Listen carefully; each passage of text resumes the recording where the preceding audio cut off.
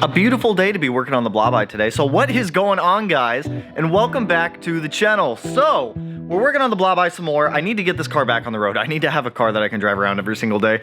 But it's probably not going to be until like sometime mid next week. But today we're going to be knocking out some more of the goodies on here. So yesterday I did some stuff off camera. It's all stuff you guys wouldn't have been able to see very well. I went through, I swapped out the gear oil in the transmission and the rear differential, like 90 PA for the rear, 75, 90 for the actual like trans and front diff.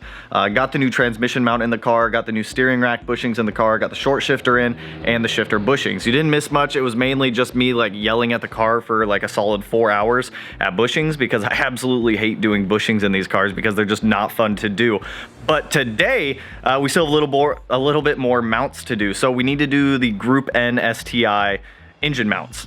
While I have the engine mounts off the car and while we're doing all that, I'm going to get the oil pan, oil pickup, and windage tray on the car also, because we're going to have to jack up the motor a little bit. Once the motor is like done being jacked up, we can secure everything down. We can get the pitch stop back on there. We can get the motor mounts bolted down to the subframe, be good to go. Not looking forward to today. Engine mounts and oil pans, they suck. They absolutely suck to do. I'm going to tell you guys that right now. Those back 4 bolts on the oil pan are god awful. I do not enjoy doing them, but it needs to get done. So like I said, you didn't miss much. Everything still looks exactly the same as you guys saw it before. We just have that Group N STI transmission mount in the car, the cartboard short shifter, front and rear shifter bushings, parent steering rack bushings as well, and the new fluid in the trans and rear diff. So just to give you guys a little bit of clarity here, these are the old bushings and mounts that I pulled out of the car yesterday. They're pretty shot, they're pretty worn. These are the steering rack bushings. They're both gummy and flimsy. Old rear shifter bushing, also gummy and flimsy. Front shifter bushing, and the transmission mount, which has definitely seen better days. This thing is in like some pretty bad condition. So here's our new pitch stop mount. This is the IAG pitch stop mount. It's what Brian had in stock up there. I like IAG. They make a good pitch stop mount. And then these are our engine mounts. So I didn't want to go with anything like crazy stiff or anything like that. So these are the Group N STI engine mounts. They're pretty comfortable daily driver engine mounts that give a little bit more rigidity also, so they should be a good engine mount that we're swapping in. Now the best way to do engine mounts on this car, well, they suck. No matter what, they suck to do. So I'm gonna get the transmission mount unbolted from the transmission subframe. Once that's unbolted, I'm gonna jack up the engine as high as I can just to be able to get as much clearance, because down here there is just not a lot of room on that subframe to get those engine mounts out. So you can see one of them right there. The other one's like right there. That one on the driver's side is gonna suck because we have the whole steering rack right over there to try to work around. But let me get going on this. Not looking forward to it, so let's just get this done with.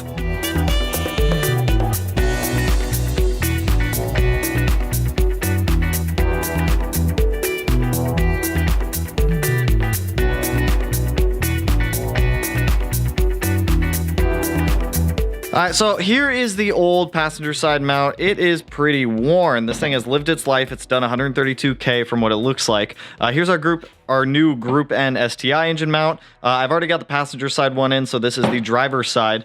Not looking forward to it. These suck. I'm gonna be straight up honest with you. The best way I found to get these out, undo the bottom bolt from there, undo the top 2 bolts. It lets the engine mount move around a little bit, and then that gives you access to be able to hit these back bolts with just a flat like 14 spanner to get it off. But these suck. Let me be straight up honest with you guys. So I'm trying to enlist the help of Matt over there to do the driver's side, but I think I'm gonna end up crawling under there and knocking it out. So let's get this one done with. Let's get these engine mounts done so we can do the oil pan, which also sucks. So Matt, being the trooper he is gonna knock out the driver's side one for us. He did say Merry Christmas, so I'll take it. I'll take it. What can I do while you're doing that? I can prep the oil pan. So while you're doing that, the entire inside of your coolant passageway is purple. Yeah, I know. Okay, it was the pink coolant that they put in there. All right, it wasn't me. Is it Sakura cherry? You know I'm better than that. Cherry scented coolant. You know I would never put cherry scented coolant in the car. Take a big old gulp. Big old gulp. All right, I'm gonna time lapse Matt doing that. While he's doing that, I'm gonna go prep the oil pan, pick up windage tray, because while the motor is still jacked up, it's gonna be the best time to do the oil pan. And once the oil pan's done though, we can bolt everything back down, Matt. Yeet. Yeet.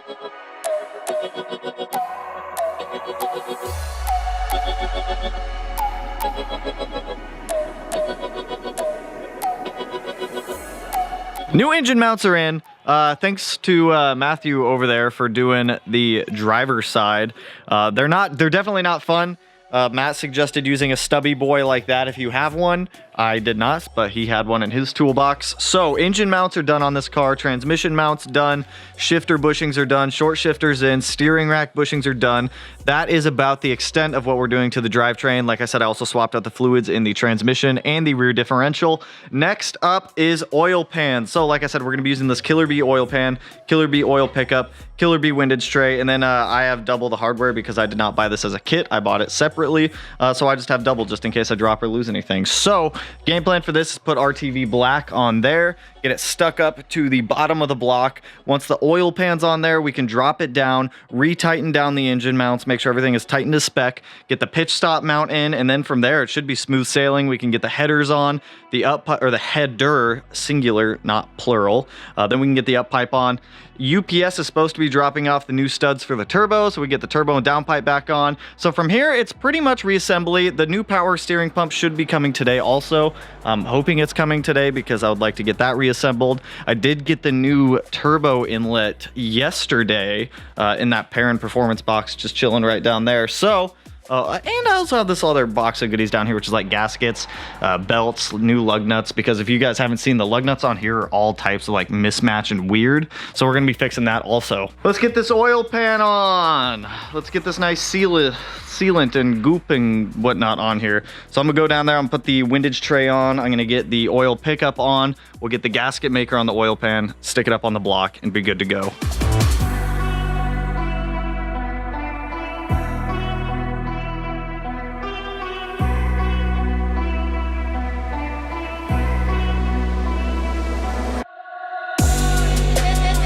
So new oil pan is in, new oil pickup, new windage tray. It's all sealed up nicely. I also got the motor bolted back down to the front subframe with the help of Matt installing the driver's side one. I did the passenger one. They both suck. I'm gonna tell you that now.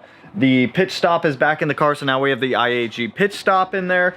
Everything's bolted back up. We got good oil pan seal also. I use RTV black. I'll link it down in the description for anyone who's curious or who wants to use some also, but let me give you guys like a rundown and show you guys all this good stuff that we got on the car now. So up here in the top, we got the IAG Pitch Stop mount.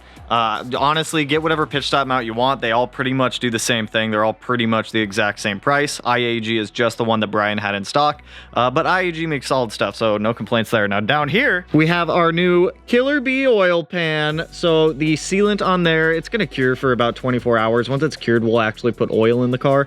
And then right to the right and to the left of it, we have our new Group N engine mount. So when I first got the car, everything was like super loose engine mount wise, transmission mount wise. So this like stiffened it up a lot where the motor doesn't even move anymore, which is ideally what we want because we want everything to stay in place. The Group N mounts are a really good option for those who want a stiffer mount, but still daily drive the car and they don't want a ton of like NVH coming from the car. So now that that's done, next up, gonna swap out all of these lug nuts on the wheels for the new Muteki SR48 open-end ones that we have, just because as you guys can see, it's like mismatched lug nuts all the way down the car. So we're gonna get a matching set on here. After that, hopefully Amazon drops off our new power steering pump because that is out for delivery today. Same with our new oil feed line for the turbo. So the turbo runs off the AVCS over here, runs down, back, behind the block, shares a galley off of the head, and then feeds the turbo right there. So once that line gets dropped off, we can throw the up pipe in, get the turbo on. I'm gonna wait to put the headers on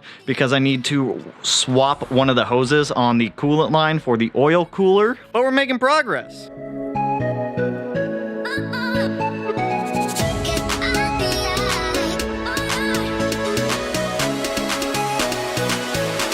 So we got the lug nuts swapped over. Matt was kind enough to sit in the car and hold the brake for me while I went through and swapped all these over. So the old lug nuts that were on the car were all like, they were 3 different sets kind of like thrown together.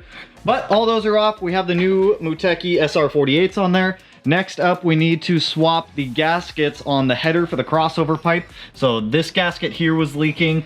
That gasket there was leaking. So we have new Grimspeed replacement gaskets. I'm gonna have Matt hold the header for me while I break them all loose, swap the gaskets, and then I don't know, we'll figure out what we're doing after that.